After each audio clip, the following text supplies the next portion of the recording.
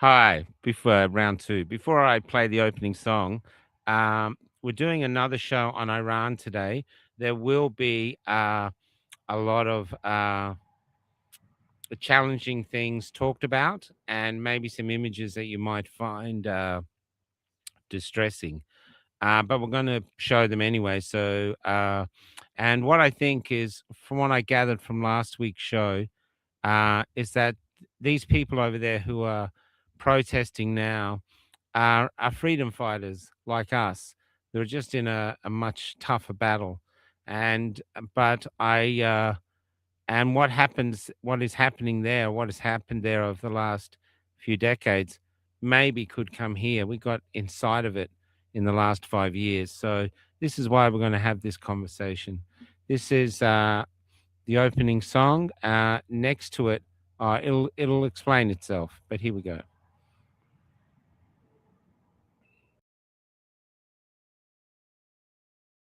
Iran protests have an unofficial viral anthem, thanks to this artist who was arrested shortly after the song's debut.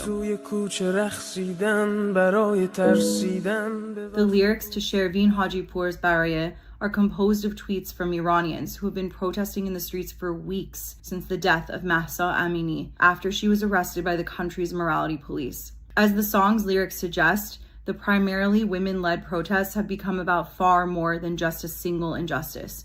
The movement is about azadi, which means freedom in Persian. Demonstrations have continued despite the government saying it's investigating Amini's death. Iranian state TV said last week 41 people have died in the protests. Human rights groups estimate it's far more. Shervin Hajipour was released on Tuesday according to Iranian state media. And while the emotional weight of his song's lyrics can get lost in translation, the haunting melody speaks for itself as the song continues to captivate the world. برای توی کوچه رقصیدن، برای ترسیدن به وقت بوسیدن، برای خواهرم، خواهرت، خواهرامون، برای تغییر مغزها که پوسیدن، برای شرمندگی، برای بیپولی، برای حسرت یک زندگی معمولی، برای کودک زباله‌گرد و آرزوهاش، برای این اقتصاد دستوری، برای این هوای آلوده، برای ولیعصر و درختای فرسوده، برای پیروز و احتمال انقراضش، برای سگهای بیگناه ممنوعه، برای گریه های بیوقفه، برای تصویر تکرار این لحظه، برای چهره ای که میخنده، برای دانش آموزا، برای آینده، برای این بهشت اجباری، برای نخبه های زندانی، برای کودکان افغانی، برای این همه برای غیر تکراری، برای این همه شعارهای تو خالی، برای آوار خونه های پوشالی، برای احساس آرامش، برای خورشید پس از شبای طولانی، برای غرصای اعصاب و بیخوابی، برای مرد میهن آبادی، برای دختری که آرزو داشت پسر بود، برای زن زندگی آزادی،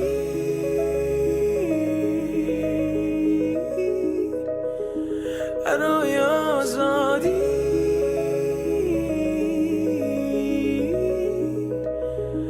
برای آزادی،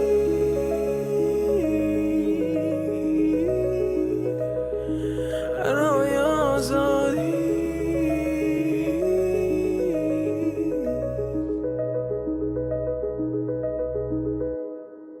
بچه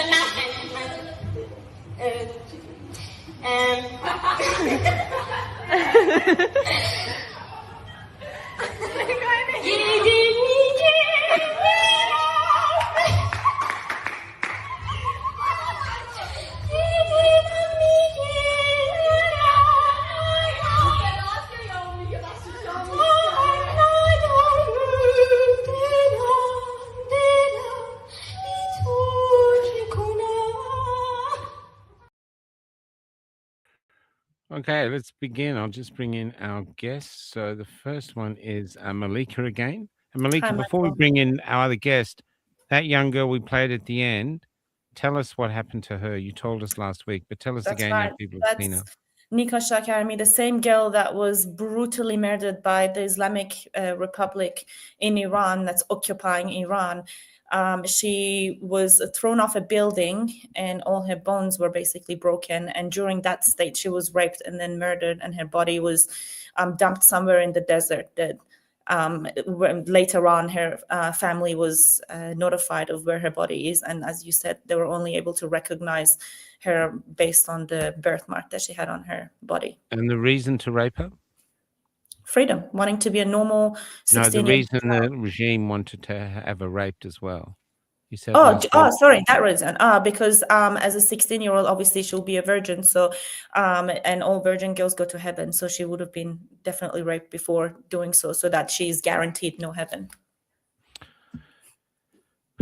Okay, and the next one is Sepehr. Could you give an introduction to this young man? So yes, Sepehr is a brilliant young man who has been very active, being the voice of Iranians here in the diaspora. So I'm very, very pleased to be doing this interview with him this time. I'm sure he has a lot of information to shed about Iran, and he's a very talented young man. So very looking forward to this. Hello. Hi, Michael. Hi, Melika. Hey. Thank you so much for having me here. Sepehr, just before we start though, what age did you come to Australia? I was 11 years old.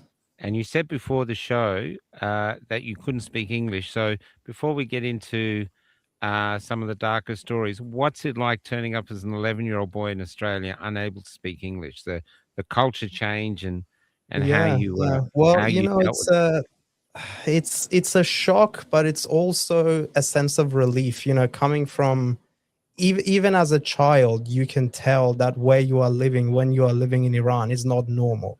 People in Iran do not have a normal life, and even as a child I could feel that. And when we came here, yes, it was a shock. You know, I didn't know the language, I didn't know the culture, we didn't have any friends, but it was also a sense of relief that here we can have a normal life. So yeah. Well, now you're here and your English is terrific.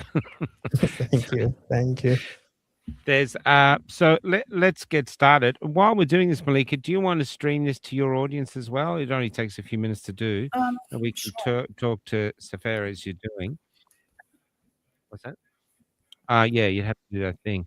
It's but Sepehr, when did you decide to get active with this in defending or basically bringing awareness to what was happening in Iran? When did you start to get active on that? Well, it was after the murder of Mahsa Amini, the brutal murder of Mahsa Amini, and when the Woman Life Freedom movement started, I saw people who were my age in Iran, you know, going onto the streets without any form of, you know, covering to protect their privacy. They were out in the streets, they were yelling for freedom. And that just moved me, because there were people my age, you know, I could have been one of them if I had stayed in Iran. Yeah. And, you know, seeing all the images that came out of Iran, people who were my age, just like the Iranian people being brutally murdered only for saying that we do not want to live under an Islamic theocracy. That just moved me. And I was like, well, I am living in a country where I have the freedom to speak, and therefore I should speak up. So yeah, here I am. Being a political activist, if you will. Can we talk, Melika? Could you talk about the woman he just first mentioned, who started this revolution or the protests that are going on now? Oh, Mahsa Amini. Yeah. Well, Mahsa Amini was the last protest that happened in Iran from 2022. So that was the Woman Life Freedom movement or revolution. And this revolution that Iran's going through is the Lion and the Sun revolution. So two different, still fighting for the same thing, but they're two different revolutions. So you want me to talk about Mahsa from the previous one? Just so we have some context. Sure. Either you can do it, just some context. I believe from the stories I've heard that Mahsa was visiting Tehran, I believe, or visiting, I think, from Kurdistan. She's Kurdish, so she was visiting Tehran with her brother. And as they were, visiting Tehran and walking through the streets, she gets picked on by the morality police, which I have videos to show you how they treat women in Iran, for not wearing the proper hijab, even though she had the scarf, even though she, was wearing the coverage, maybe a little bit of her hair was showing. And once I show you this video, you realize basically where all this trauma comes from. So when she was picked up by the morality police, she would have obviously tried to defend her honor and say, look, it's only a little bit of hair. Like, it's not like I'm walking naked in the streets or anything.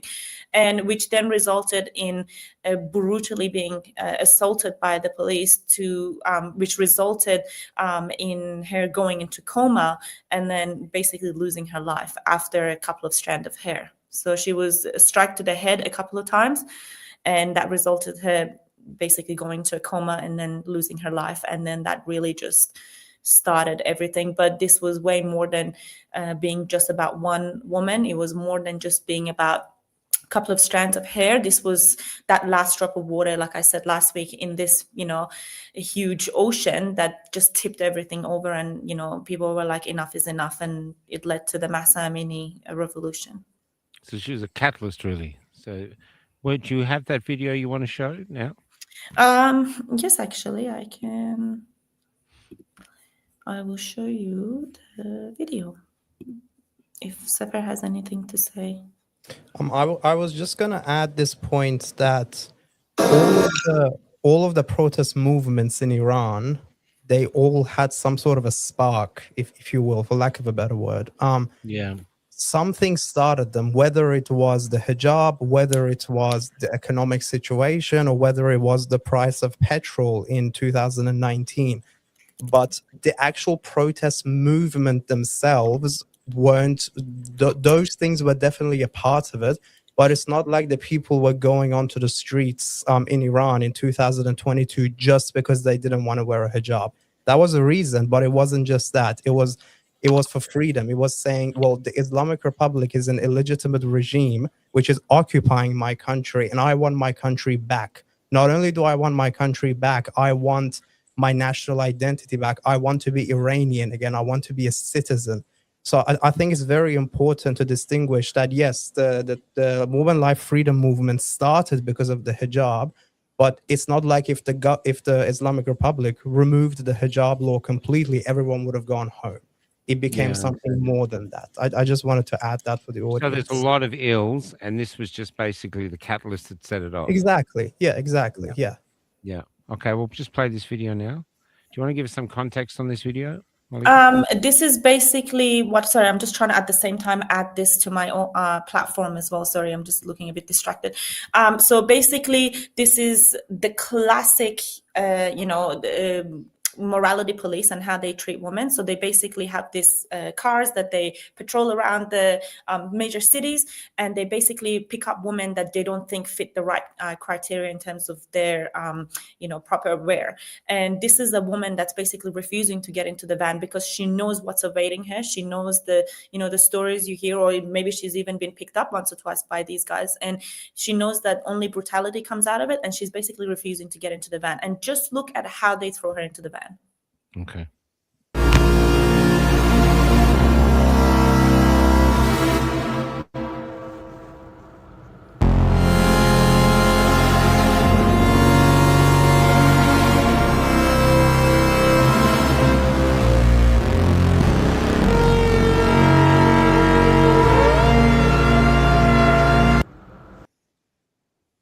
So see, she's wearing the scarf.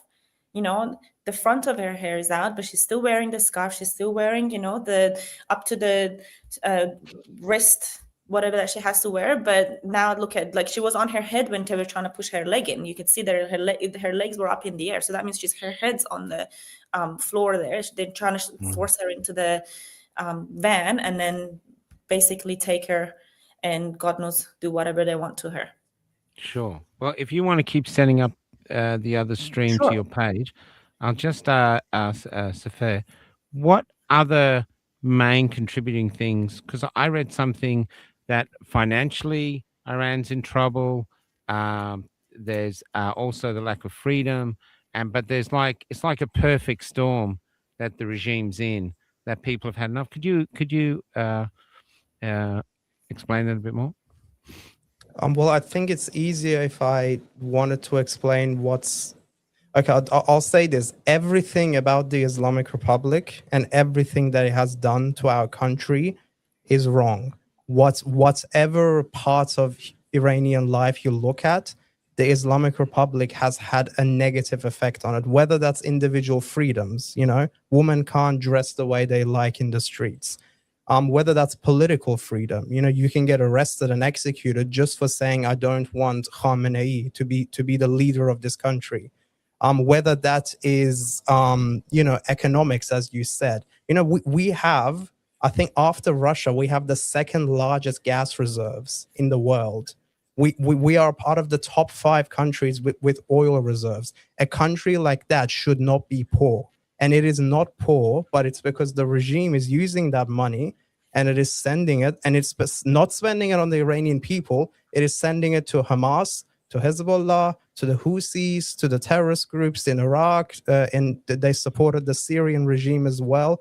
So every part of Iranian life you look at, it's not normal. Even as a child, I could feel that growing up in that country, that the way we are living is not normal, and everything is getting bad every day. It's on a downward trajectory. So, it's everything, basically, if I want to answer your question. Yeah. What's the goal behind? What's the regime do you think, trying to achieve with the with the action they're taking? Well, the Islamic Republic, in its very DNA, is an end of times regime, or what we call akhir zaman in Persian or Arabic. What it is trying to do is it's trying to establish a worldwide Islamic caliphate. It wants to wipe out Israel. They've said it very clearly. In fact, their parliament has enacted a law that it is the duty of the Islamic Republic to wipe out Israel. Okay, it's trying to destroy the Western world. It is trying to destroy America. It is the antithesis to everything that the Western world and normal human beings stand for. If you want a normal life, the regime is against that. It's the antithesis of you wanting a normal life. They want to establish an Islamic caliphate. That's the very end goal of this whole regime. And whatever they're doing, their whole foreign policy, if you can even call it foreign policy, is towards reaching that Islamic caliphate, worldwide Islamic caliphate. Thanks. Where do you want to go from here, Melika? There's I have I reckon before we start this, because I told you this before we started this week's interview as well. I said growing up in Iran, especially as a woman, you tend to grow a thick skin when it comes to critics. So it's not that it's affecting me at all that I want to mention this. It's just that I did hear, and I do hear constantly, that as soon as someone, not even have to be a woman, but specifically women as well, when you stand up and talk about Iran and what's really happening there, not the media propaganda, not what the regime wants to to show, but what's actually truly happening in Iran, you get labeled as Mossad, or you get labeled as an Israeli, or you get labeled working for the CIA and trying to be an American, trying to spread this. I think it's very important that we talk about this before we go any further, because we're going to see a lot of graphic images. We're going to see a lot of brutality done by the Islamic Republic, IRGC, Basij, Sepehr, all these organizations that are basically within Iran. So I think it's important that we really get this out of the way, to show that this is nothing to do with Mossad. This is nothing to do with the CIA or America. There is the only foreigner that is responsible in Iran is who's occupying it right now, and that's the Islamic Republic. So when people start, I know that some people are getting paid to be talking about, this and trying to really take the attention away from what's really going on. I'm not talking about those people, because their benefit is not in not understanding. Their benefit is to looking away and trying to spread this rumor that this is, Mossad and CIA. But my conversation is with those people that are not knowing what's going on, like yourself, maybe, that, you're standing outside of this and you don't know what to believe. There's someone coming up saying this and then someone's opposing it. So this directed to people that are not getting paid to say that, oh, maybe this is Mossad. So the first thing you have to think about is that the moment you say this is Mossad or CIA, that, that's doing this to the Iranian, and I'm, trying to be here, trying to glorify it. What they need to realize is that by saying that, what they're really trying to do is undermine the Iranian people and this revolution to begin with. So they're trying to basically say that people's sufferings and trauma, it's nothing. Like, what this is all propaganda. Like, there's no reason for it. When you say it like that, that's basically what it means. That's a slap in every person's face that has given up their life for this freedom. So when you say it's a propaganda by Mossad, that means you're saying Iranian people have no reason to be, doing this revolution. It's someone trying to come into the country and cause trouble.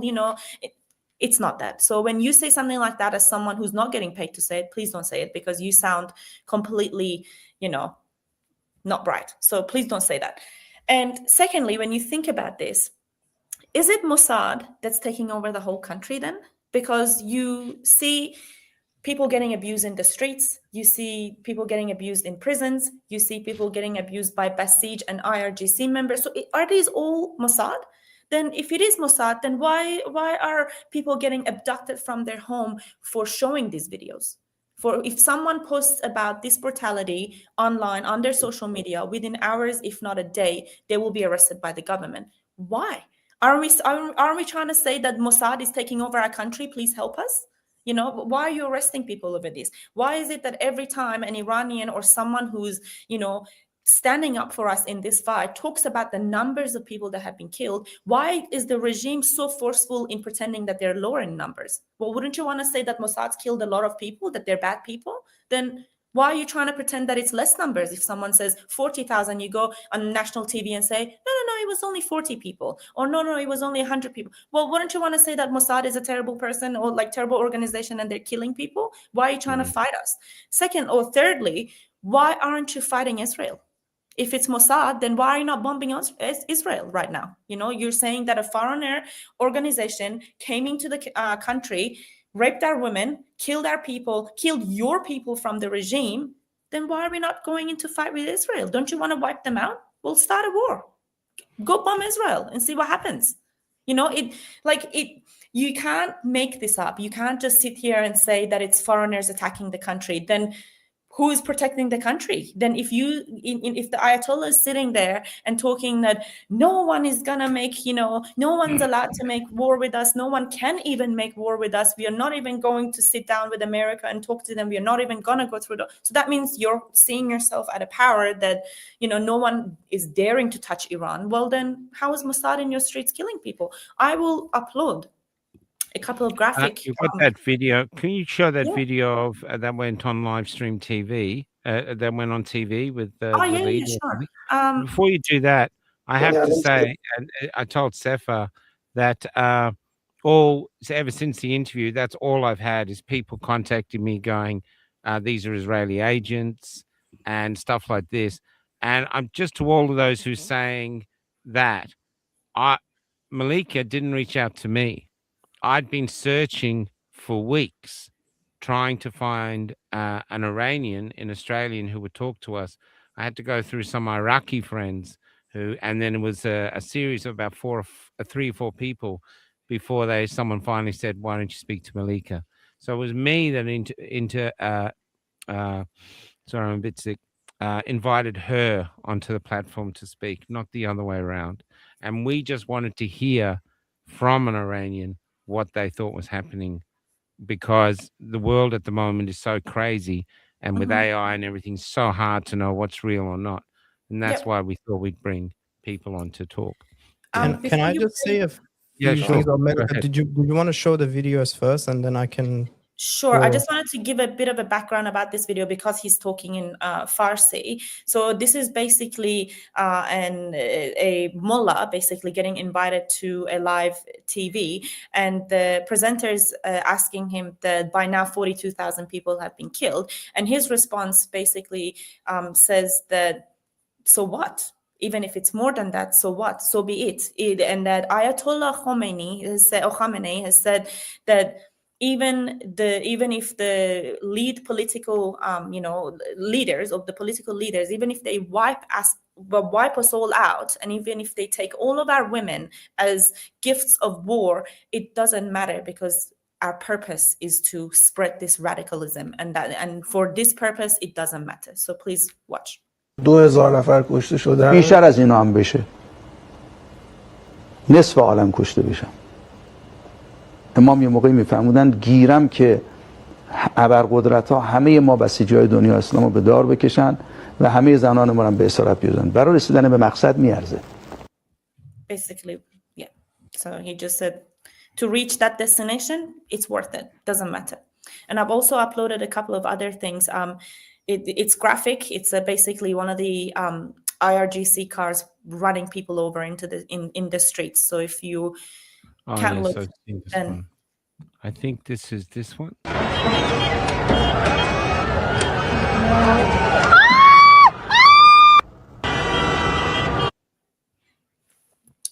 we also have two photos that shows the police cars, the Iranian police cars, and you can see the type of gun they have at the back of that police car. So you're trying to tell me that's Mossad. So Mossad has infiltrated your regime so much that they're now getting your cars, the police cars, and putting a automatic rifle behind that car and killing Iranians. Is that what you want me to believe? So yeah, I have another one here too. Maybe you could. This is supposed to be. Where was it? This is the groups or the parts of the government driving around to abduct people from their houses. This is what it says. I don't know.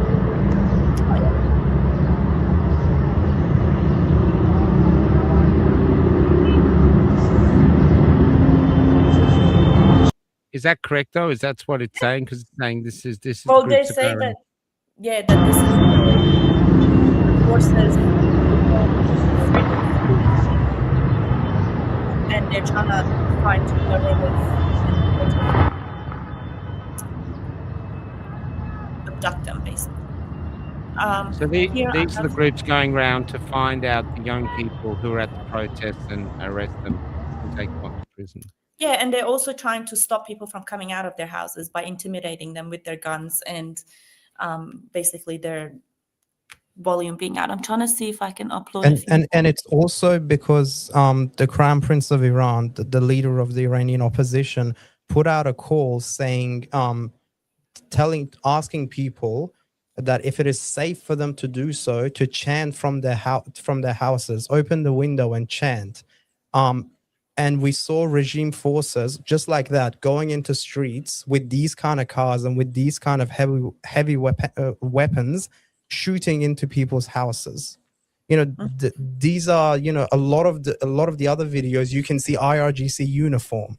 So are we saying the Mossad is so strong that they've been able to infiltrate the IRGC and go and kill people in the name of the IRGC? That basically means Iran has been taken over by Israel. If this is really their claim, that means the Mossad has taken over, because if they can infiltrate your most secure and your most elite paramilitary forces and go and kill people, and you can't do anything about it, okay, what border did they even come through? You're saying thousands of Mossad agents, CIA, MI6, that were in the streets, that were killing the people. How did they enter the country? From which border? Why is there no investigation? Why is there no arrests being made? And I just wanted to add this point. Whenever leftists and Islamists don't like something, they call it Mossad. That's just the automatic reaction. Whenever something happens, they don't like it, that's Mossad. That's a false flag. That's a false flag operation. It's, extraordinary claims require extraordinary evidence. There is absolutely zero evidence to suggest that there are Mossad agents coming into Iran and killing protesters. It's even ridiculous to think about. There has been protests in over 200 towns in Iran. Okay? People have been killed in over 200 towns. Are we really trying to make people believe that the Mossad and CIA have brought in agents to over 200 towns and they've started killing people? And also, my question to these people is, Why don't these so-called terrorists come out when pro-regime people are protesting? On the 22nd of Bahman, when they were celebrating the 1979 insurrection, where were the terrorists? Because if there are, the regime itself has claimed that 3,000 people have been killed. They've been killed by the terrorists. Okay, it's obviously false. Okay, the numbers are upwards of 40, 50,000. And they were killed by IRGC. But let's just run with this claim, okay? Terrorists have come into your country and they've killed 3,000 people in 2 nights, okay? And then you hold a pro-government rally without any form of security. That just doesn't make sense for me, Where were the snipers on the rooftop to protect the protesters? And also, if you look at a lot of the videos that comes out, you see Basij forces with a shotgun and just the normal, short sleeve shirt.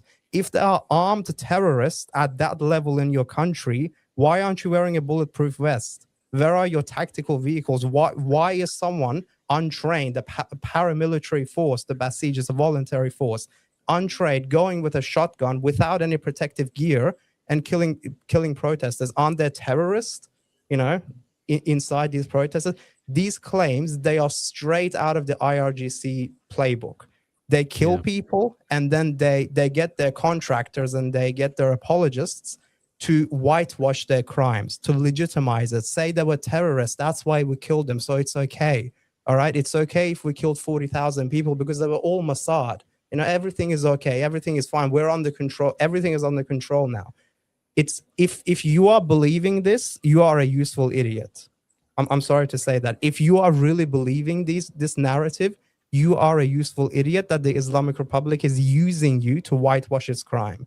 And if you are being paid to say these things, well, I have nothing to say to you. You are purposely and intentionally whitewashing a genocide that is happening in Iran. And I want you to take a good look at yourself in the mirror. Whenever you wake up, take a good look at yourself, because 40,000 people were killed, and you have taken money from a terrorist organization to say that, oh, they weren't normal people, they were terrorists. And, another thing that I need to add is that within our culture, within our Iranian culture, it is normal to hold like memorials for the loved ones that we've lost. Yeah. And, we hold something called the 40th day memorial, which means that it's 40 days since you've lost a loved one. And isn't it interesting that on the 40th day, Mossad attacked the families of these people trying to mourn on their graves. So Mossad came back after 40 days and then went back to the same memorials that these people were holding, trying to kill them again. So as Sepehr said, when you think about these things, at first, as someone looking from the outside, you might be like, oh, it might be. But then when you really dig deeper and realize what they're doing, when you put 2 and 2 together, then you realize this can't be. Like there is, as Sepehr said, there is no solid evidence proving that any other foreign, country or any other foreign arms of any country was involved in this besides the one that's occupying Iran, which is the Islamic Republic. So you see millions of pictures coming out with, as Sepehr said, with the IRGC uniform. You see people using the Iranian police cars. So unless they've been brought in by the Islamic Republic, like Hezbollah or any members of the Hamas or anyone from Iraq, there is no other country, as they're claiming, like Mossad or CIA. There's no involvement whatsoever. This is the Islamic Republic of Iran. And what Christiana Amanpour said in their interview, once Iranians stop killing Iranians, woman, get a life. It's the Islamic Republic of Iran killing Iranians. It's not Iranians killing Iranians. An Iranian person would never, ever open fire on another Iranian. And that is why they had to bring in 4,000 Iraqis from the external trying to kill Iranians, because they knew that no true Iranian would ever be able to open fire on another Iranian. So don't go spreading your BS on CNN or wherever she was talking, saying once Iranians stop killing Iranians. We don't see the Islamic Republic as an Iranian. They're a terrorist organization. They're an extremist trying to run our country. They're occupied our country. So they're not Iranians. Sorry, I get a bit, I understand. fiery when it comes to this, because she I have has a a question for both of you, and I'll start Can with I Sepehr just and come say back. something, Michael? Sorry, before Yeah, the sure, only go ahead. foreign agents that were imported were, as Melika said, by the Islamic Republic to kill the Iranian people. Around Yeah. 5,000 people entered through the Iraq border, and they came onto the streets and they killed the Iranian people. There are reports from the bazaar in, I think it was Tehran, that the people wearing police uniform were speaking Arabic. They couldn't even speak Persian because they were imported. So it's the Islamic Republic that is importing foreign terrorists into our country and killing our people, not the other way around. I just wanted to say that as well. Sure. Can I ask, do you guys suffer from survivor's guilt? Like you're here and safe, but it must be very Absolutely. hard to watch your country and feeling that I should be there and do it, you know. Do you suffer from that? Absolutely. As Iranians living abroad, as Iranians, living outside of Iran, wherever you may be, we are living two separate lives. In Iran, when people are going through these things, that's their life. That's what they're going through. But then my life here is completely different. I still have to get up in the morning and go to work. I still have to say good morning to my colleagues like nothing's happened. I still have to make a living like as if I'm my people are not suffering. So it's very hard for us living abroad because it's trying to make someone understand your pain when they don't even know the history. And you have to, like, I go to work every day and someone goes, "Hey Mel, how you going?" I'm like, "I'm good, thank you." What can I say? My mind is with my people, my heart's with my people. So it's devastating for us Iranians. And it's the difference in time as well. So when we go to sleep, Iran's awake, and when they sleep, we wake up. So basically, and most of the process go throughout the night. So when basically, especially in Australia, when we open our eyes, we are opening our eyes to a fresh set of news. How many thousand more people have been killed. So you wake up with bad news every single day for the past 40 or so days. So Sepehr, if you feel like to add something. Yeah, I was just gonna say, we've all been forced to leave our homeland. I don't think if there's 8 million Iranians living abroad, I can assure you 7 point something million of them would have never left their country. That they were forced to leave. We were forced to leave our country. We are technically living in exile, if you will. Yeah. And being here, as Melika said, waking up, looking at all those images, looking at the pictures of people who were killed, some of them as young as 2. Their parents were walking and the IRGC just drove past and just shot them because they were walking in the streets. It's really hard to explain to an Aussie, to our Aussie friends here, what that feels like. It's guilt. It's a mixture of guilt, hopelessness. You asking yourself, what can I do? I wish I was there with them, so I can stand next to them and fight this regime together. So yeah, it's definitely, yes, we do, to answer your question. Michael, I've just Over uploaded here. a video of what So Sepehr was talking about. So this is a young man here. He was killed in front of his home by the Islamic regime. So that's the 13-year-old killed. I think his father was shot earlier. So that's both of them shot. Look at the video I've just uploaded. It basically talks about got what Sepehr was talking about. It's basically people walking by and they're getting shot by the police. Okay, I'm just trying to find it. There's so many videos here. I think, is it this one? Yep.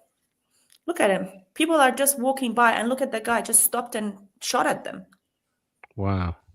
They're just walking by. There is no protest. You can't see anyone. They're literally just walking by. And look at how many times he was shot. Because their whole strategy is, if we kill enough people, they won't come out next time. Or they thought, because the Iranian people did come out. Just a couple of hours ago in the universities of Iran, where some of the top universities, which were Basij powerhouses until, like, I don't know, maybe 5-6 years ago, people were chanting, "Down with dictator and Javid Shah, long live the king." So they were like, all right, let's kill so many people that they never come out again. But obviously the Iranian people, we will fight until we win. And we came out. It's just fear. They're using fear, but fear has a use-by date, because at some point, I've talked to, I think I told Melika last time, I've talked to Romanians about when the Romanian revolution happened with Ceausescu, and when they left, this woman's 17-year-old brother left, and she said his mother didn't want him to go because people were getting shot, and he said, "I'm either going to come back as a free man, or I'm going to die. They're my only options." And so once they'd reached a point like this, there's the fear loses its grip because the people Exactly. want freedom so much. Do you think your country's reaching that point now where they can try to keep killing, but at some point the people are going to say, "Well, you can't kill all of us." I You think know, we're already there, Michael. I think yeah, we're already that's there what's because happening right now. Then, exactly. If you look at a lot of the people who were 17, 18, before they went onto the streets, they recorded themselves saying, I'm either going to, as you said, I'm either going to go and take back my country from its occupiers, or I'm going to yeah, get killed. Because what we have to understand is that Iran is occupied right now. The Islamic Republic is not the government of Iran. It is an illegitimate terrorist regime which is occupying their country, and the only thing keeping it in power is the guns that it has. If yeah, if the machinery of repression disappeared, that regime will fall within hours. So wow, when we get to that point, there is, of course, fear doesn't work, because it's like, well, my country is occupied. I have no future to look forward to. Whatever I do, I'm either going to get arrested or killed or called the Mossad agents by certain people living in the West. So it's like, well, I'm either going to go and take back my country and fight with everything that I have, or I'm going to die.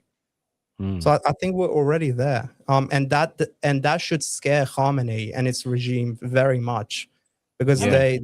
they picked the wrong nation to mess with. Well, they've already would killed say that. 40,000, and the You know, people are still protesting now. I've seen the protest. Yeah, absolutely. And yeah, what they say is that, more than the bombings that, the USA is now threatening Iran with, Khamenei should be more afraid of the mothers dancing on their sons and daughters' graves. A mother that powerful that refuses to grieve in the same way that the regime wants them to grieve, because they do dictate how you should grieve for your loved ones as well. And the reason why they come and disturb these mornings is that people choose to dance. Like, we had a protest here in Brisbane yesterday evening, and we honored the ones that lost their lives with the famous song that they play at their graves, and everyone dances because they celebrate the victory that these people have tried to achieve. And they see them as superheroes. They're not someone that you sit down and yes. Can I play a video that I think started that thing of people dancing? This is a young man doing a forced confession. That's right. I Yeah, think it it's in started from Arabic, but I'll play it. But maybe we can stop it, and you can one of you can translate what he's actually saying. I think I know which video you're talking about. کجا خاکم کنن دوست That's ندارم right. گریه کنن سر مزار از So He what's he says, actually saying? so this is this is a confession that they're trying to get from him before they publicly execute him. Correct me if I'm wrong, but I believe this is Majid Reza Rahnavard. Is that right, Sepehr? Yes, So this in Mashhad. He was executed in Mashhad. So this is right before his execution. So they say, what are your last words? He said, I don't want them to sing the Quran, the holy book, at my grave. I want them to play a song, and I want them to dance on my grave. And this is What you're doing now here, dancing. نماز نخونن شادی کنن I don't want them to pray آهنگ for شاد me. پخش I want them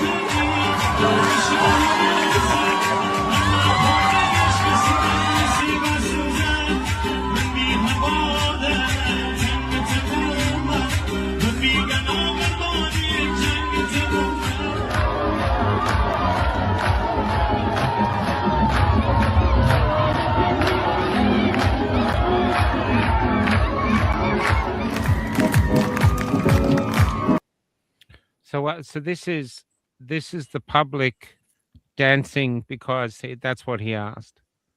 Yeah, Now, he see, started that's this. a bravery. That's a bravery that fear will flounder before. Because what Absolutely. can it do? And he started it. He said, I don't want them, because that's what he died for. What's the point of him going out to fight for this, extremist people that are taking over the country, and then for their families to come back and do how the government wants them to behave. So he said, if I'm going to die, at least make it worth something, make it be something, and don't and same as some families refusing to pay these bullet monies to receive their loved ones, or getting forced confessions out of them to receive the bodies. Some of them are willing to give up the body of their loved ones because they don't want to fall into this play of the regime, where they have to then come and say, oh, my son was part of the Basij group and all these terrorists and Mossad killed him. Because how's that honoring the person that just lost their life? So they say, you know what, keep the body. I want to keep the honor of my child, my father, or whoever went out there, or my mother that went out there and lost their lives, and now you want to make it look like something else. So I don't want the body. Keep the body, and I'm not going to do a forced confession. So this is the power of people that are coming out of Iran, that are willing to give up the bodies, that whatever is left of them, to not want to play along with this regime anymore. Would you like to add to that, Sepehr? No, I was just gonna say that this revolution, the Lion and Sun revolution, what it has turned into right now is beyond a political movement for regime change. It has really turned into a renaissance of the Iranian people. The Iranian people have showed that they have moved away from the traditional Shia traditions that they have, where they read Quran and they what they call a Fatiha, which I don't know how to translate it to English, but it's just a verse that they read for the dead. It just shows that we have moved past all of the ideological tenets of this regime. We want to be Iranian again. We do not want to be an ummat. We do not want to be an ummat. We want to be the Iranian people again. We want to be citizens of the nation state of Iran. So it's really more than just a political movement, or a movement because the economy is bad. It's a movement to take back Iran and take back the Iranian identity as well. It's a movement that's saying we want to be Iranian again. So and I think that's very powerful. And Khamenei should be more scared of the mothers that are dancing at the graves of their sons and daughters than the USS Abraham Lincoln, because it's more scary. I want to just put a few things, because I'm a Westerner and I'm just learning this, and because we decided to do a second interview, based on everyone telling me I've got Israeli spies on here. I wanted to clarify that, and I was so glad that we had a second person come on. So I really thank you for coming on, Sepehr. Thank you for having me. I want to show you things that really, really moved me. So this is a young woman who took her clothes off, got down to her underwear. That's her there. And they're relating her to Rosa Parks. I'm not sure who this other image here is about, but they're saying like she's Rosa Parks. Knowing how violent they could treat her, she still walked around like this. Now, to me, that's the courage that makes you want to cry, because it's so brave. And you're looking at someone who she doesn't care. You can't kill me. You can't, so she's making a statement with her life.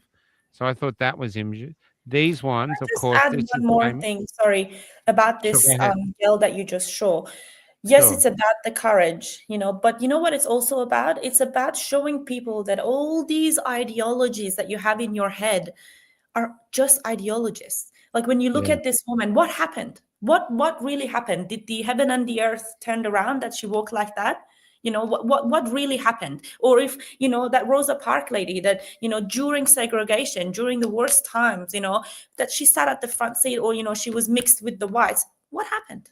Did we all die? What happened? I think it's that statement that even if I dress like this, what's it gonna change? This is all about that ideology that you're trying to force into people's head to say you have to cover yourself because of this. You have to. What happens if I don't? And that's just. Yes, obviously the regime will, then arrest her and, basically brutally murder her. But if the regime is not there, what are the other people going to do? Because that's what the regime is trying to protect, that, we have to protect the society from these kind of people. But what did the society do? What really happened? Like, that's actually a video. It's not just a photo. And I've seen the video. People come and go without even looking at her. So what? Wow. Wow, Like, I it's couldn't find actually the a video. video. Like, That'd you be can see amazing. men walking by her. They don't even acknowledge that she's there. Not in like a form of protest, not acknowledging her. It's just they're like, so what? You know? Yeah, And I think it's all about that ideology that she's just trying to prove that nothing happens. You know, it's like yeah. wearing a red shirt and walking Do you outside. know what happened to her? Is Um, any honestly, this is from like a couple of years ago, but I'm pretty sure that she Oh, was okay, so that arrested. was in the other This pre-movement was thing? the Massa Amini, yes. Okay, the other thing, they seem to have similar themes, though. This image, of course, has been made into like propaganda image. It's quite like propaganda art, really. But this inspired this, and I'm seeing lots of this coming in. And this is, I just love the The, beauty of them fighting back. They're not actually taking to arms and killing; they're just being defiant. You know, maybe that's because they the don't have last the arms. photo I you don't know. showed, Michael, that was actually Brisbane. I think it was a Oh, that's couple of Brisbane. weeks ago. Yeah, But that's even Brisbane. that, it's Uh, still, yeah. this symbols are so important, and this is a symbol of defiance, and they spread. So here's in Brisbane, it's spreading, just the action of one person. It really shows you might feel powerless in a totalitarian system, but actual fact, you still do have power. In fact, I was speaking to someone the other day, and they were saying it's not that you have the power, you are the power. And that's what's been sort of educated out of you, but you are the power with what you do with your existence on the planet. Yeah.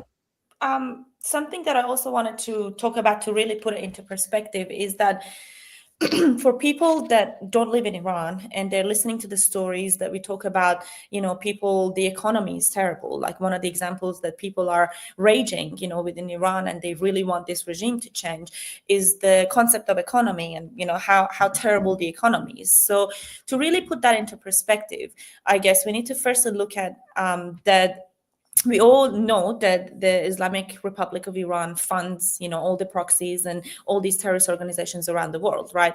And there has been news that basically Hezbollah's members agent, or like the wages of these members are all getting funded by the IRGC and the Islamic Republic. So we're basically paying these terrorists in dollars, in thousands of dollars in wages, so that they can go and commit war against, the West and basically spread their extremism.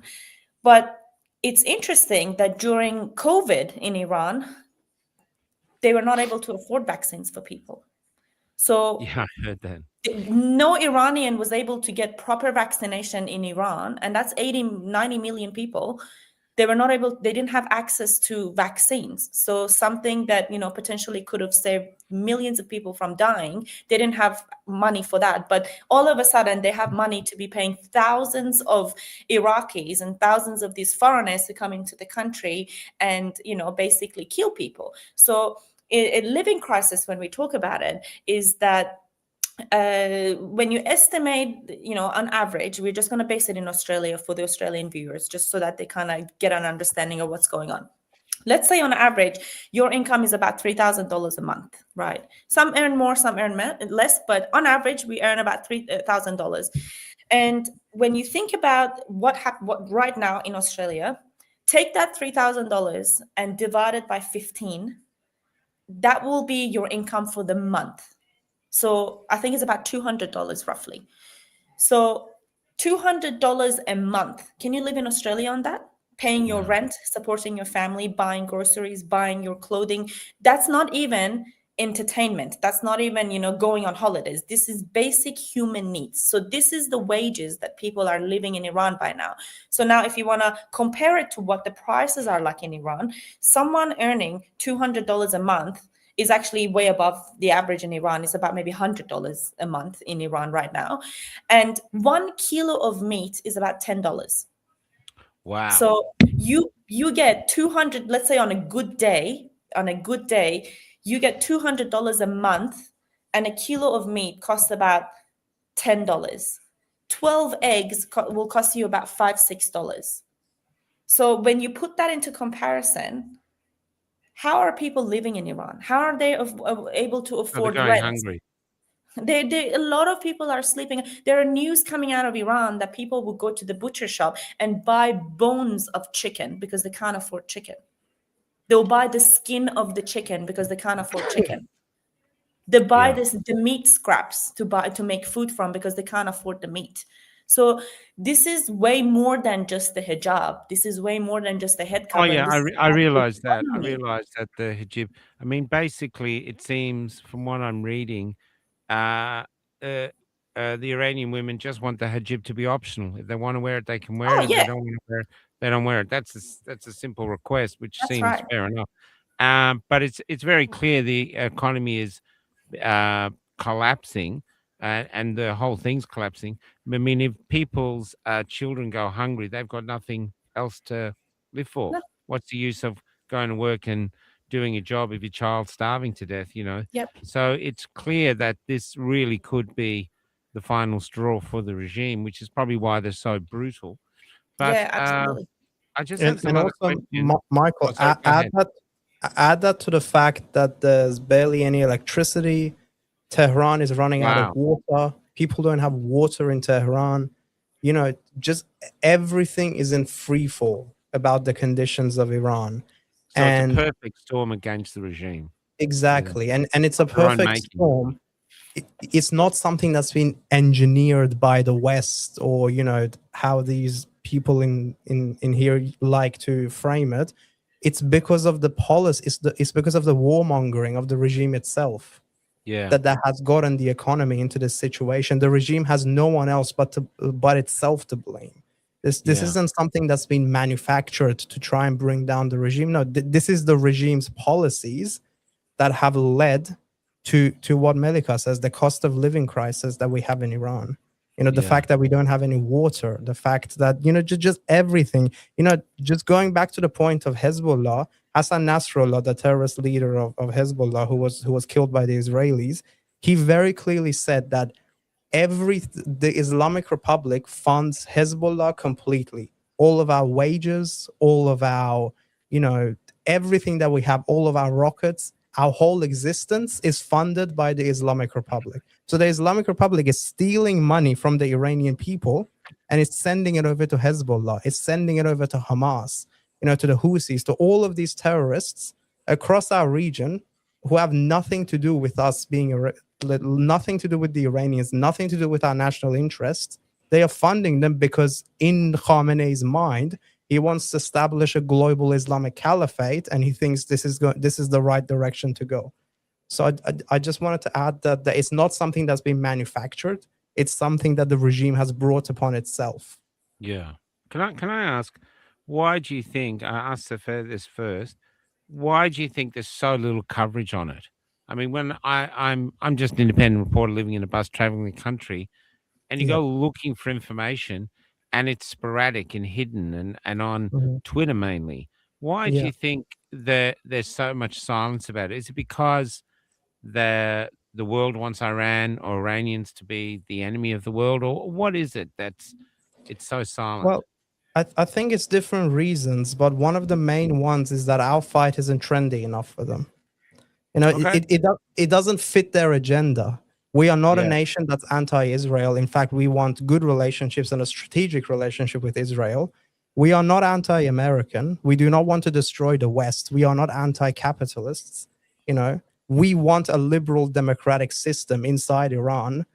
We do not fit within the agenda of the leftist media, because we don't hate Jews. All right. When Yeah. there's no Jews, there's no news.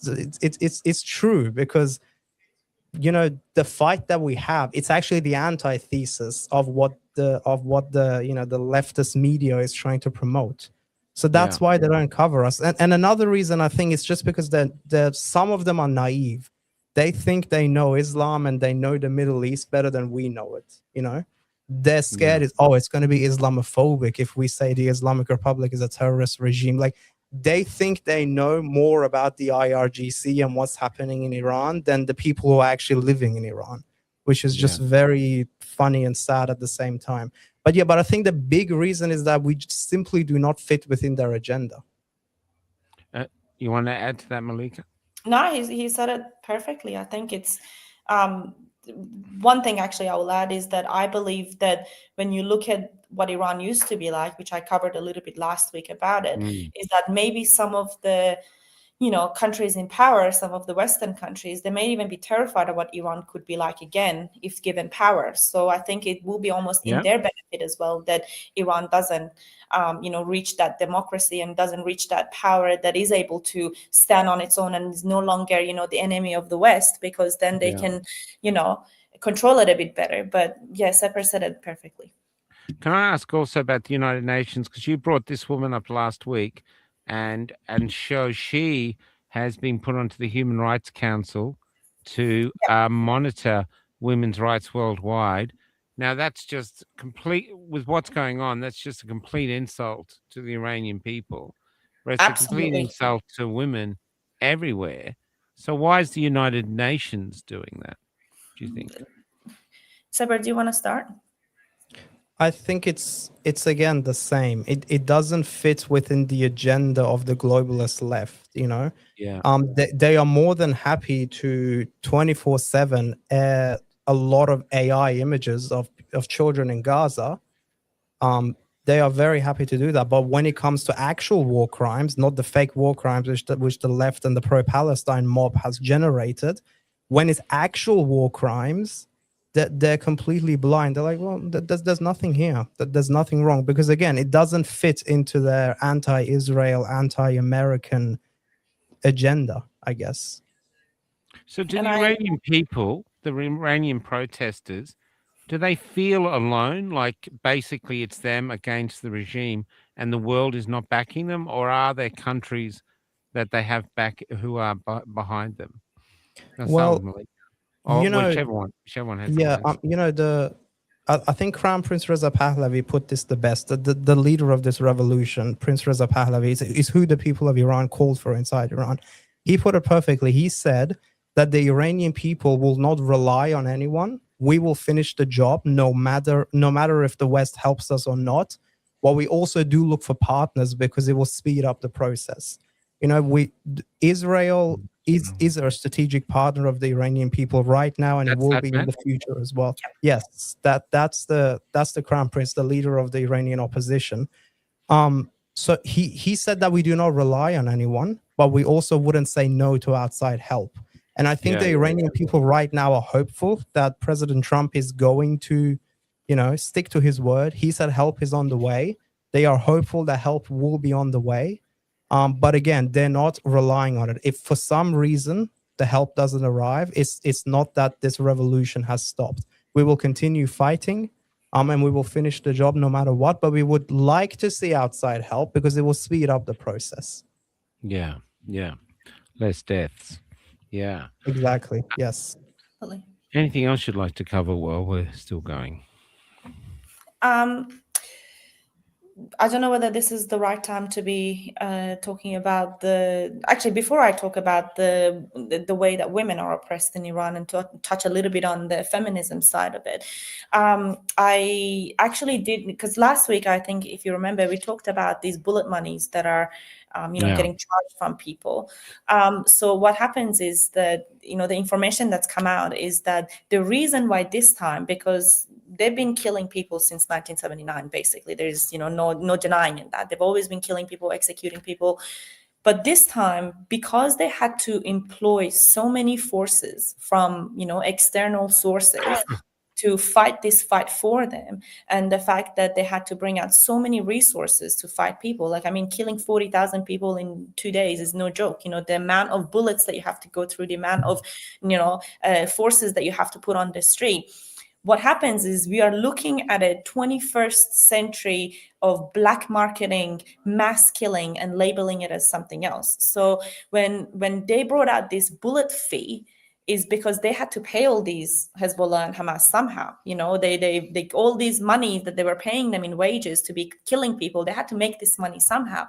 So when you think about the darkness of it, is that basically, because we work on a different currency, so like 10 million toman is, it's different. So maybe like a income for a normal, household person would be 2 or 3 million a month or something, maybe 5 million a month if they're very lucky. So they were paying $10 million per I believe I have the number. Oh, sorry. $10 million for each injured. So if you injured someone in the protest, they will pay you $10 million. And if you killed one person in this protest, they'll pay you $30 million. 30 million toman. Sorry. So what happens is that's why they started raiding hospitals. That's why they were killing people that were injured in hospitals, because they wanted more money from the government. Yeah. So they would know that they could triple their money if they went in the hospital and raided a hospital and killed the injured, because if you're getting paid 30 million toman versus 10 million, you would want to go and do that. So that's another reason why I just want to touch base on it quickly. That's why they charge money, because they had to make this money somehow back to the government. And secondly is that they were encouraging people by putting a higher price for the killing than injuring, to encourage people to kill more people other than just injuring them. So basically, all those people that were forced to pay the money to receive the bodies of their loved ones, when you think about it, they basically paid their child to be dead.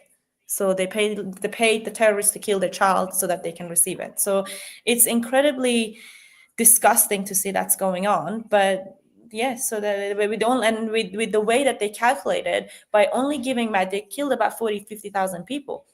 By giving back only 2,500 bodies, they were able to make back the money that they gave to the foreigners to come back and to come inside Iran and kill people. And with the remaining money, it was profit on the bodies of our loved ones. They made profit on the bodies of our loved ones. So this is just whichever way you turn it, it's crap. Can I ask to both of you?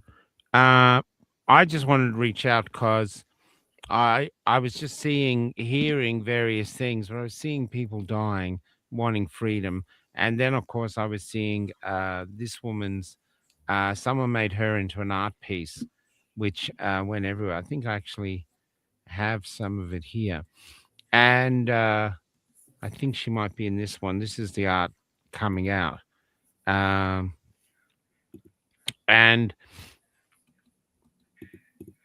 So I don't know, but anyway, this is the art piece coming out. It's been taken down. It actually was a quite profound piece of art when it came out, propaganda art, and I couldn't find it anywhere now. What do you think Australians can do to help? Because we're in a situation now where economically struggling. There's not similarities with the violence you're having over there, but people do talk about our government sort of.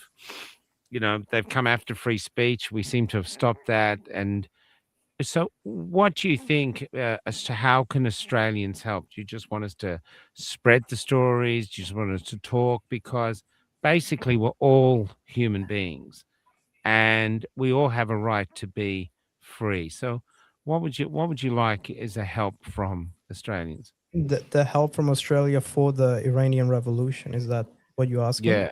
How could we help in this struggle that you have now?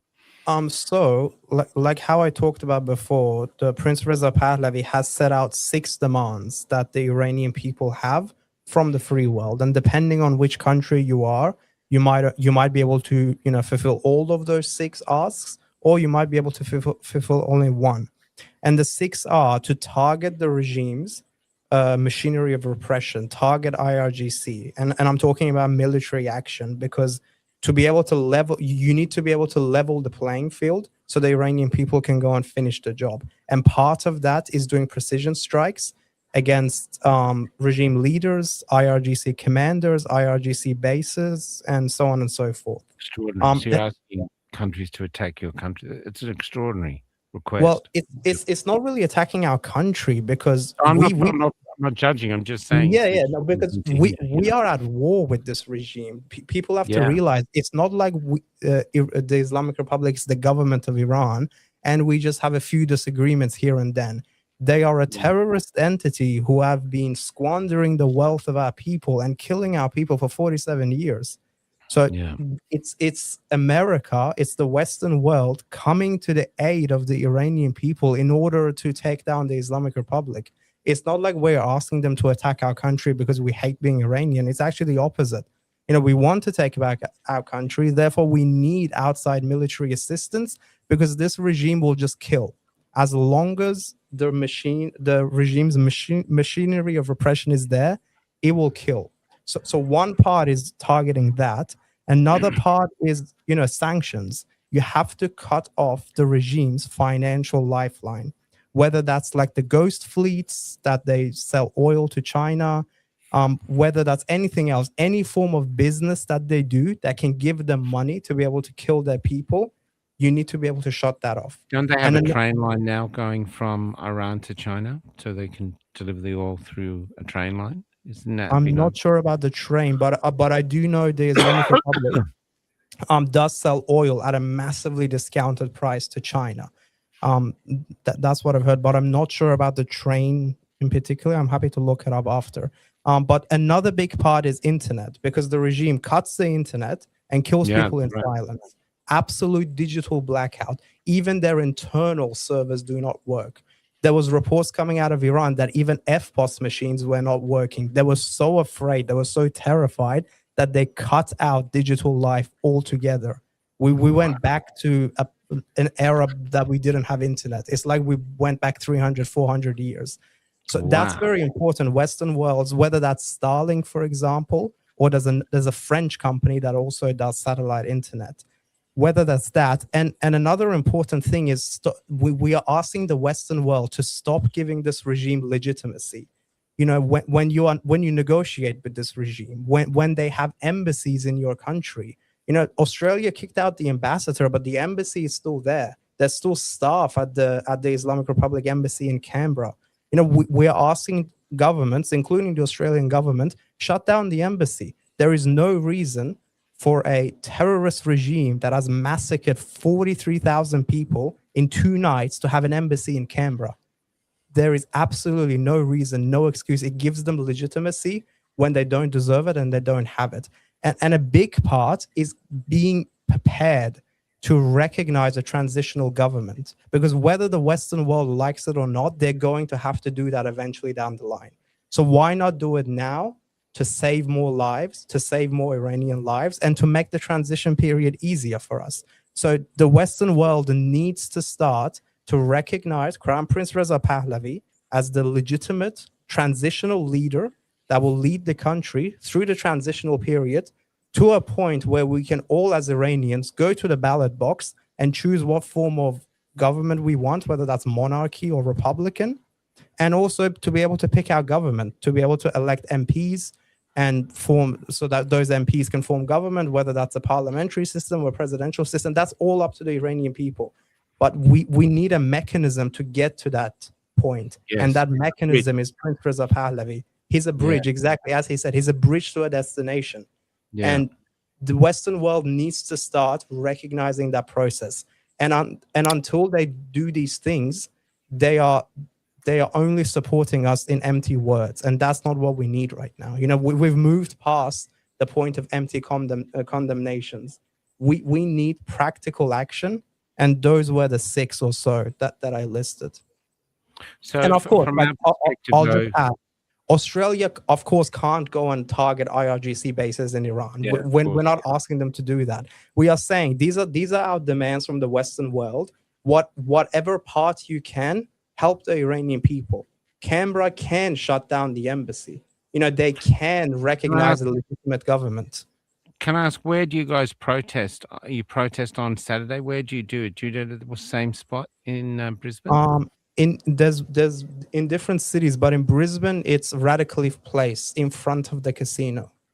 Okay, because there's a lot of protests about Palestine, and I was looking to how there's literally few protests about Iranians, and so this is something, if you wanted to go down and join one, I could be in Perth soon. I wouldn't mind going down and being a part of the one in Perth. There's one in Perth, but it's the Australian people can't do a lot of those things you said, but we can. We still got a free internet to a degree.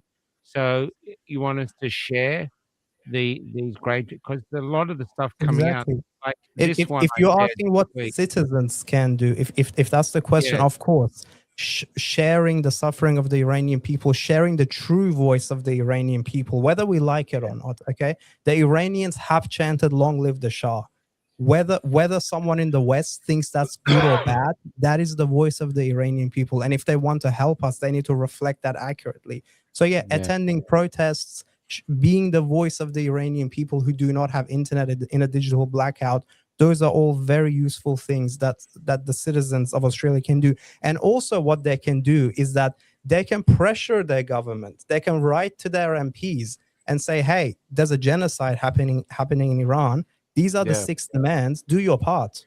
You know, that's something as Australian citizens, we can all send an email to our MPs, to our senators, saying, look, there's what is happening in Iran is not okay. You know, Australia should stand in the right side of history.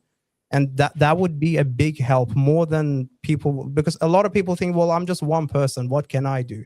Well, it's these one person. When we all become united, we become a massive number, and we can force change if we want to.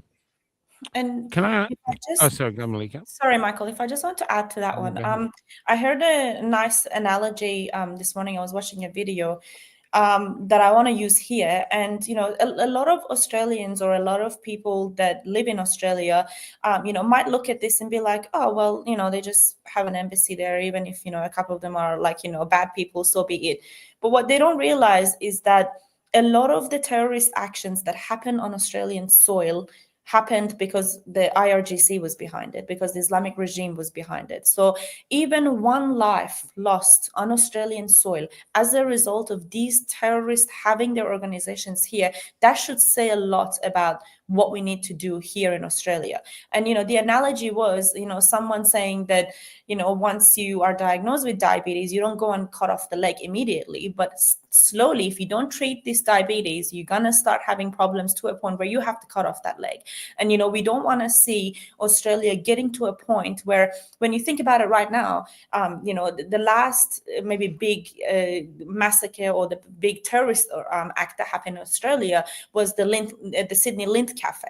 You know, when you look at it now, that's like 10 years or so ago. And then now you have the Bondi attack that happened. So while these are happening, you know, so spaced out, maybe every 10 to 15 years, people don't seem to look at it as a big deal, even though it is. You know, you are looking at 16 innocent lives lost on Australian soil as a result of ideologists, you know, extremists that wanted to portray their ideologies and try to, you know, take over the Western world. So when it's all spaced out, it doesn't look too much. But then if you don't treat these diabetes, these spaces are going to get shorter and shorter to a point where you're going to see terrorist attacks happening once a week here in Australia, and you've let it, you know, linger around too much, and now that you almost can't do anything about it, you can't control the population of these kind of people. So when we are right now saying that you need to, you know, take actions, like when we were calling for the Iranian embassy to be closed here, and when we were calling for the Iranian ambassador to be deported from Australia, this was during the Mahsa Amini.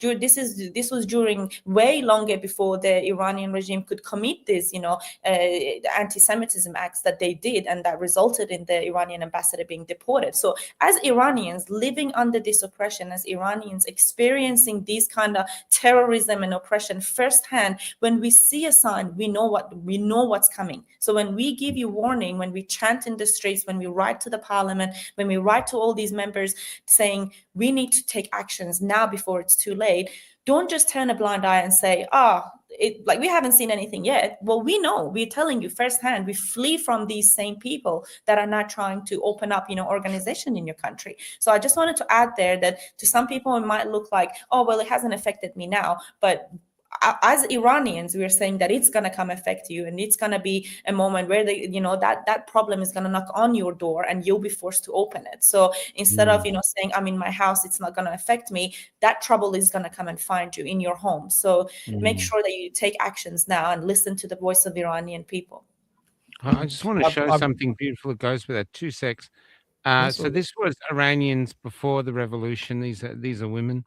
As you naturally can see. So that's how they were. And it was a very progressive. I mean, it was seen as an incredible country. It was really kicking goals on the world stage. And then this was a protest. Demonstration was the nearest thing to an anti-Khomeini rally yet. The imposition of Islamic law here has started with an order to women to cover their heads in government offices. Many are furious, only a minority in Tehran already. So we've seen that before, but that's the Iranian women protesting then. They used violence, intimidation to make it that way, that they got their way. But even right now, after all this time, it's got to the point now that these young women, like this one here, want to have the freedom to express themselves, like you did with your yellow dress when you were a young girl, and so I know that's not the main problem, but there's all different sorts of problems going around, and it's like a perfect storm.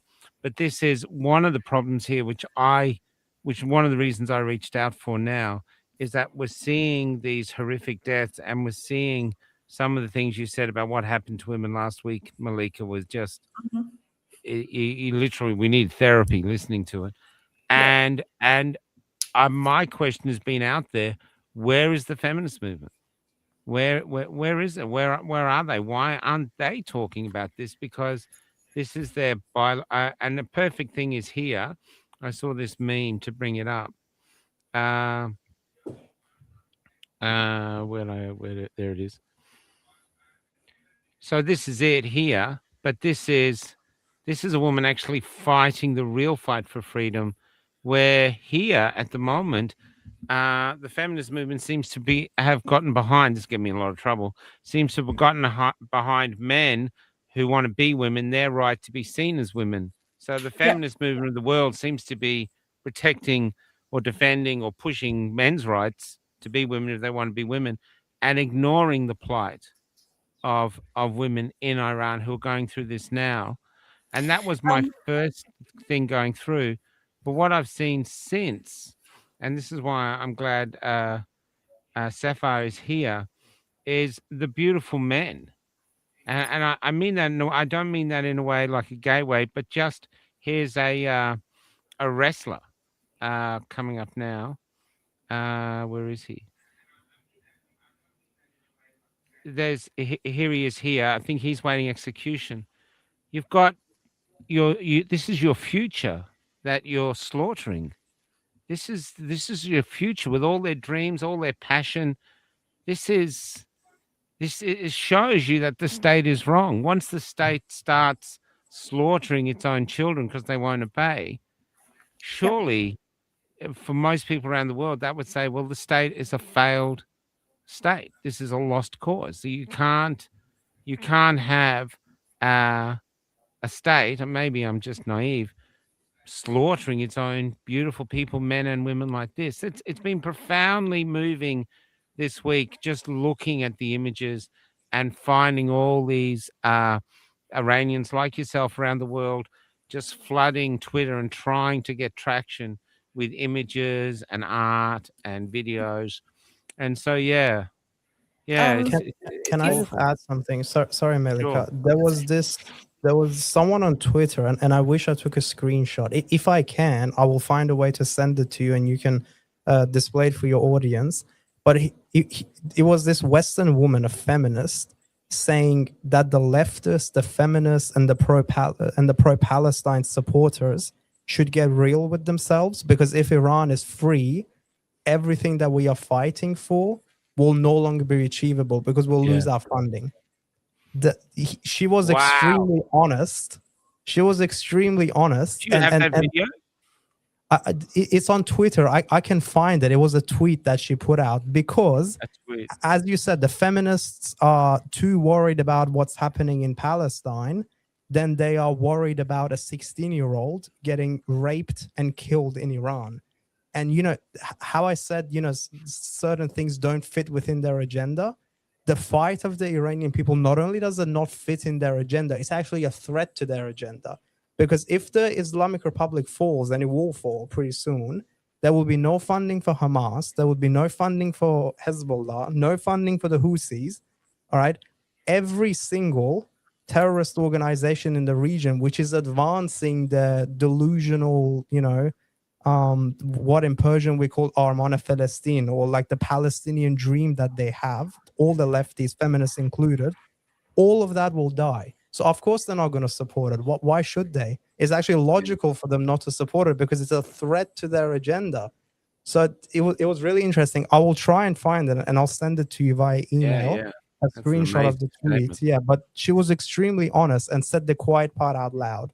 You know, if the Islamic Republic falls and Iran becomes free, everything that we are fighting for, our leftist, ideologies, all of that will just disappear because we'll lose our funding.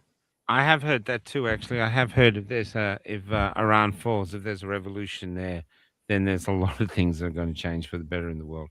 Did you have something you wanted to say, Malika? Yeah, and what I completely agree with what Sepehr is saying, and also there's also this fact that I guess a lot of these feminine movements, when you think about, the ideology that's behind it, as Sepehr said, but then some of them also choose their comfort over the consistency and going after what the real problem is. When they just don't want to be confronting the real the feminist issue that's going on in Iran, because they would be labeled as Islamophobic. They would be, going against what the Palestinians are believing, So it's, again, coming back to them choosing the comfort and, the easy way out of this, other than trying to really confront what the real issue is. And when you really think about it, I just want to go back to something called Maslow's hierarchy of need. I don't know if you've heard of it. It's like a psychological thing. It's basically a triangle it's basically a hierarchy of needs. So at the very top, it's got self-esteem. So once you fulfill all these steps, at the very top will be self-esteem and who you truly are. So, and then at the bottom, it's basic human needs: water, air, shelter, food. All these things are at the bottom. And then after that, it would probably be education, career. It would be family, like your loved ones. And then it will be education, career.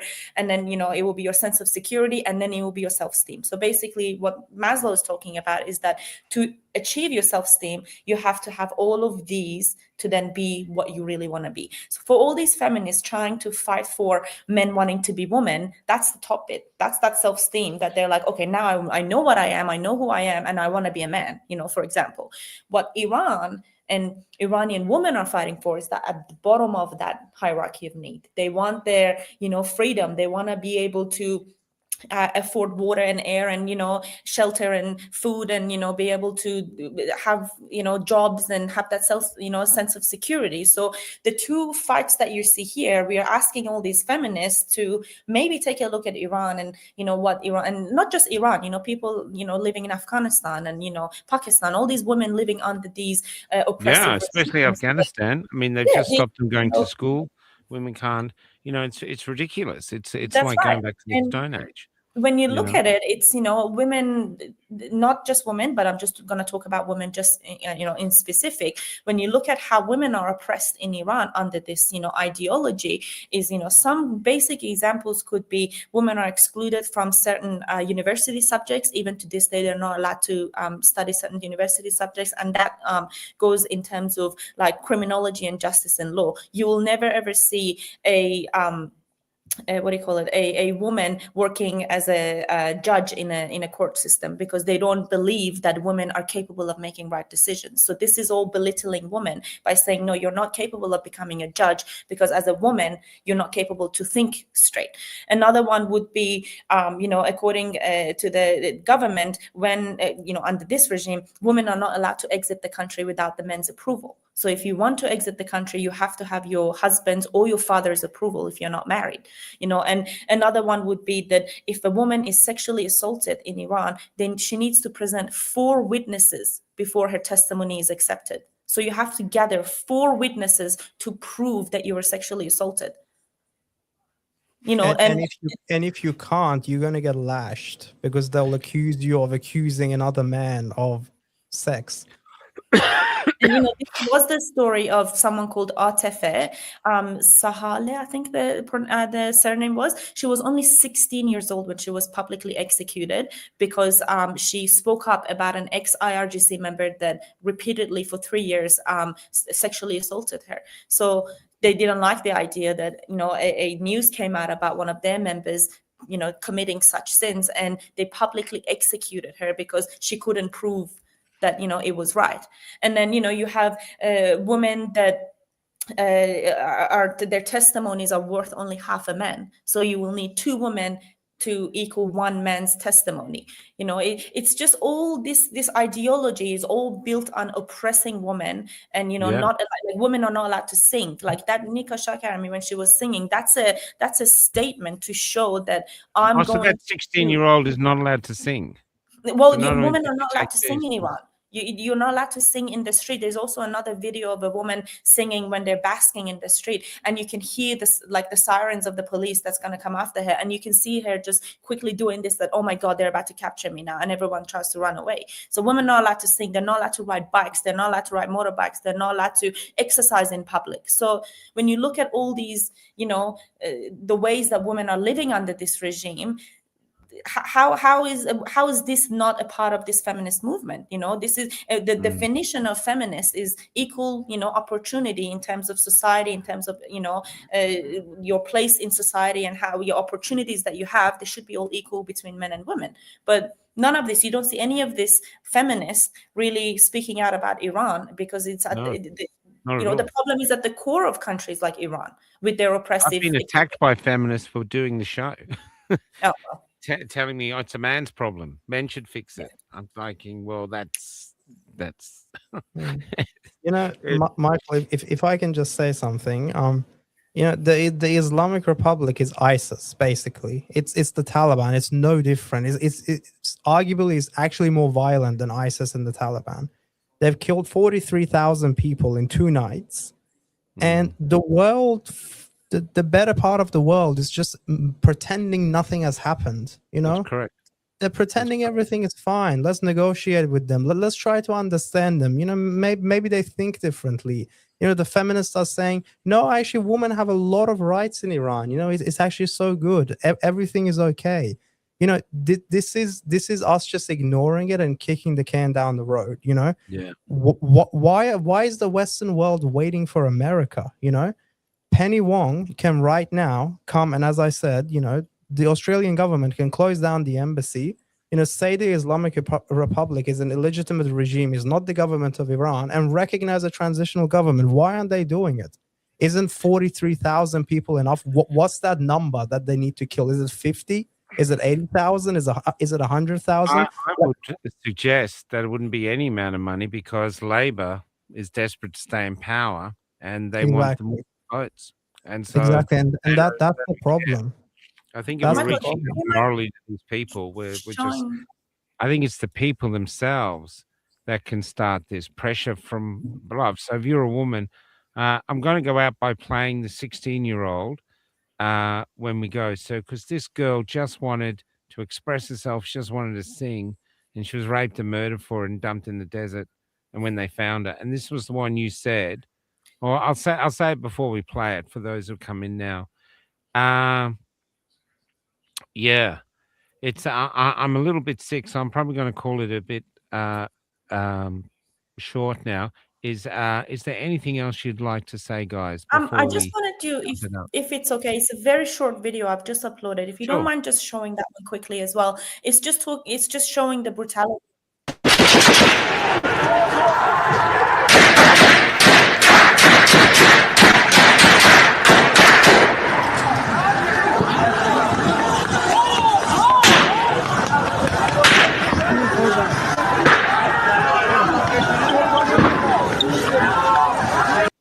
I'll just stop it there.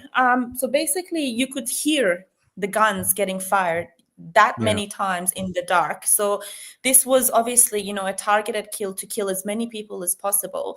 And another video I'm not going to show now, but what they scream is that they go, oh my God, these are real bullets. So this is the shock that people, because back then, you would hear that 1 or 2 people may have been killed by real guns, but then to open fire like this on everyone this time around, everyone would thought it would be another pellet gun. It would be another, one that won't kill them. It will hurt them, but won't kill them.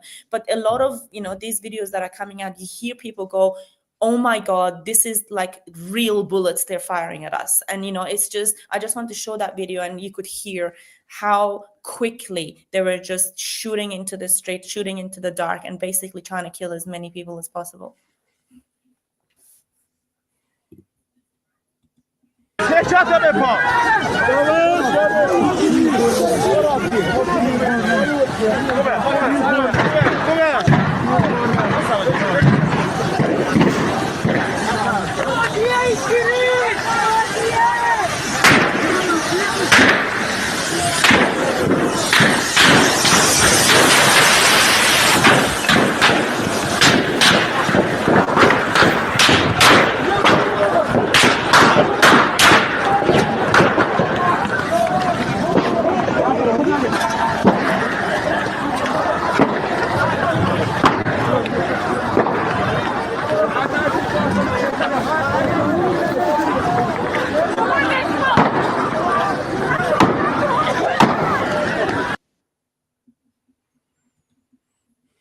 So you could hear just in that, a minute and a half, how many times they shot at people in just that 1 minute and a half. And you're saying they brought in Iraqis to do that? Because I did speak to my Iraqi friend, and she said that's what they do. She was quite open about it. That was, she said, yeah, that's what they do. This is well known because they bring. Yeah, and let's just make this clear. This was no accident. This wasn't just, a few isolated events. This was ordered by Ali Khamenei, the terrorist leader of the Islamic Republic. He ordered, go and kill as many people as you can, send them home. That was his order. And the Iraqi thugs that they imported into the country from Hashd Shabi or whatever, the IRGC, the Faraja, the SWAT units of the Islamic Republic police, they all carried out a genocide that was ordered and planned. It wasn't like one, local commander decided, all right, let's open fire. This was planned, premeditated, and, ordered at the highest level of the Islamic Republic. So it's almost like a Tiananmen Square thing, really. It's exactly. Let's absolutely brutalize the people and get them to. And the saddest part of here is that where is the army? Isn't the army supposed to be with the people? Where is the Iranian army? Where are they? You haven't seen a single person from the army trying to defend the nation that they swore for. And it really just shows that the question that you asked, that yes, as Iranians, we feel very lonely, that we feel like we are the only ones fighting this fight for the entire Middle East, and that the army that's supposed to be behind people has even backed out and they're with the government. So it's just very unfortunate, but we are going to win this fight. For whoever's watching, we are going to win this fight. However long it's going to take us, we are never going to bow down to an oppressive regime, and we are going to, because deep down we are the child of Cyrus the Great, and we will be fighters, and we will, even if you bury us, we will start from you. We'll start from fresh, and we will never bow down to this oppressive regime. Can I tell you both? I think I told you last time, Melika, when I was interviewing a lot of Romanians, they never thought Ceausescu would fall, but when they started just killing everybody, it came a point after a couple of days where the soldiers and the police couldn't do it anymore, and they turned the guns around on their leaders. And that's what brought the regime down.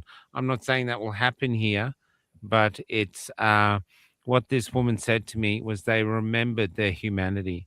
They remembered that they were human beings, and they were shooting their brothers and their sisters, their children, their mothers, their fathers. It probably won't happen in Iran, as it's Iraqis. Hopefully that it won't, but at some point now, it's the people want freedom no matter what. So, and they can't kill all of them. So. Yeah, but at the same time too, you say numbers, 43,000 people can get lost in statistics, and it doesn't resonate. So I think we'll go out with the young woman that you spoke about. I might even just, and this is Nina. What's her name? Nika Shakar. Nika Shakar. So all she wanted to do, she burned her hijab, and she wanted to sing an old Iranian love song. And here you can see her celebrating and enjoying just being free.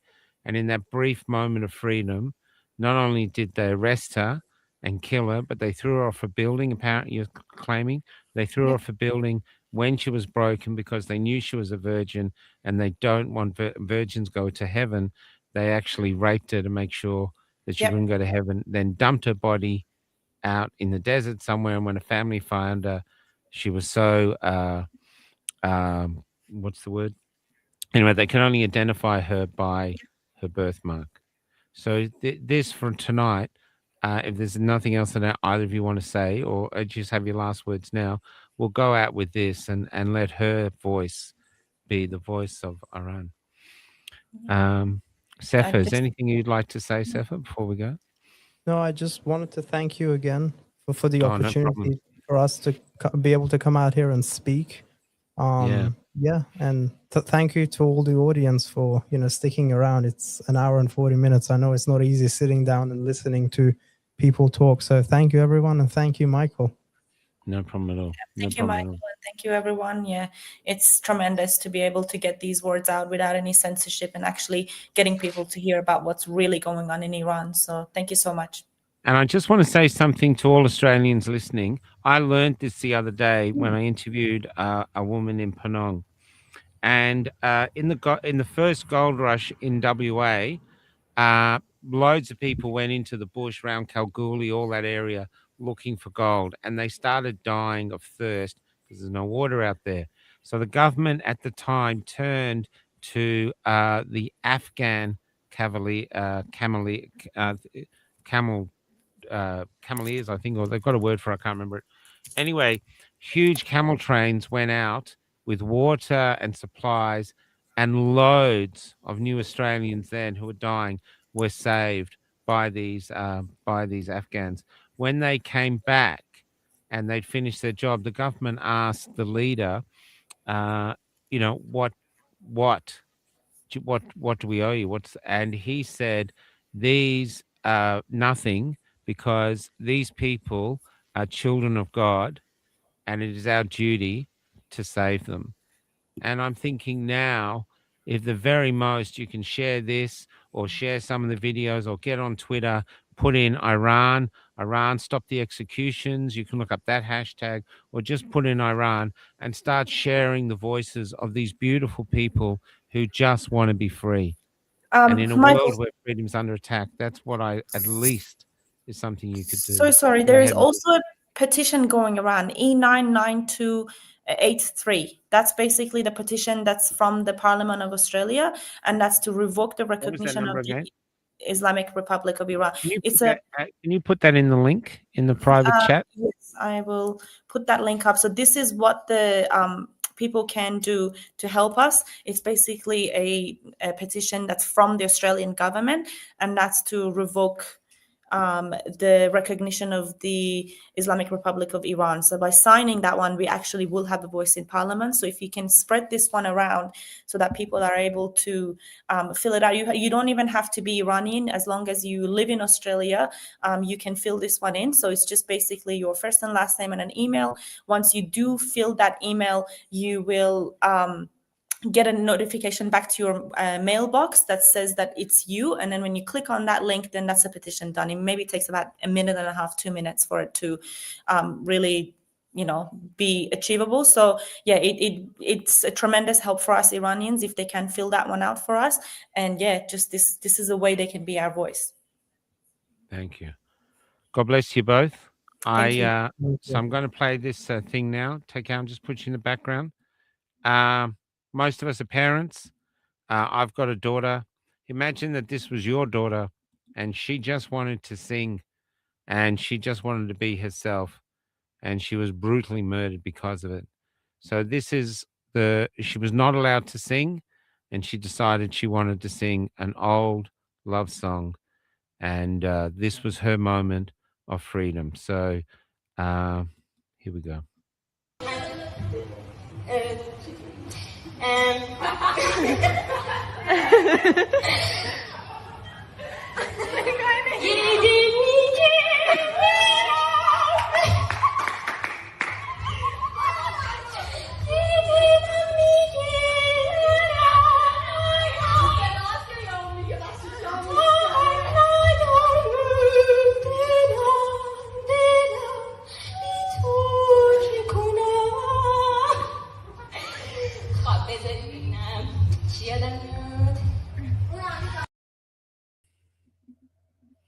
Yeah, I find that profoundly moving. there is some controversy about the song I'm going to play to go out, but the singer was arrested. Um, I will play it anyway. Singer was arrested for this, but they did let him go. Now apparently the regime's behind him. Maybe they're doing it because they realize he's too important to kill. He might actually start another revolution by himself if they kill him. So I'm going out with that. Next to it is some images of Iranians, women and young men who are basically waiting execution, and the execution is very quick. And so anyway, there's I'm just going to play this now. I don't know what else to say. I'm just an old man in a bus, but this will speak for itself. But I do urge you, get onto Twitter, get onto Instagram. You got nothing to do. Start sharing the plight and the voices and the faces of these people, and let's see if we can create some change. Good night, everybody. I'll see you tomorrow.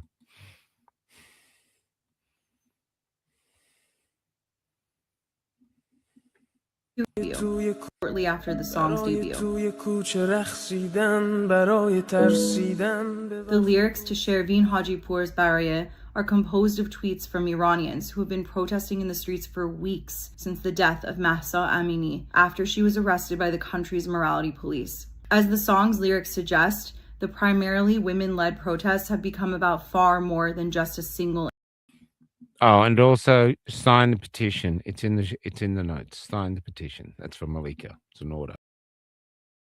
Injustice.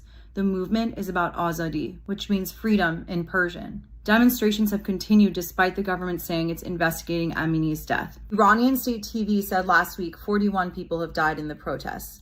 Human rights groups estimate it's far more. Shervin Hajipour was released on Tuesday according to Iranian state media. And while the emotional weight of his song's lyrics can get lost in translation, the haunting melody speaks for itself as the song continues to captivate the world. برای توی کوچه رقصیدن، برای ترسیدن به وقت بوسیدن، برای خواهرم، خواهرت، خواهرامون، برای تغییر مغزها که پوسیدن، برای شرمندگی، برای بیپولی، برای حسرت یک زندگی معمولی، برای کودک زباله‌گرد و آرزوهاش، برای این اقتصاد دستوری، برای این هوای آلوده، برای ولیعصر و درختای فرسوده، برای پیروز و احتمال انقراضش، برای سگهای بیگناه ممنوعه، برای گریه های بیوقفه، برای تصویر تکرار این لحظه، برای چهره ای که میخنده، برای دانش آموزا، برای آینده، برای این بهشت اجباری، برای نخبه های زندانی، برای کودکان افغانی، برای این همه برای غیر تکراری، برای این همه شعارهای تو خالی، برای آوار خونه های پوشالی، برای احساس آرامش، برای خورشید پس از شبای طولانی، برای قرصای اعصاب و بیخوابی، برای مرد میهن آبادی، برای دختری که آرزو داشت پسر بود، برای زن زندگی آزادی،